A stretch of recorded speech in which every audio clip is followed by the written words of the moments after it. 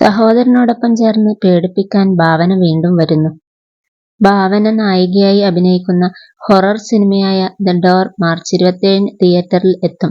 ഭാവനയുടെ സഹോദരൻ ജയദേവ് രചനയും സംവിധാനവും നിർവഹിച്ച ഈ ചിത്രത്തിലൂടെ 12 വർഷത്തിനു ശേഷം ഭാവന തമിഴിലെത്തുന്നു എന്ന പ്രത്യേകതയുമുണ്ട്.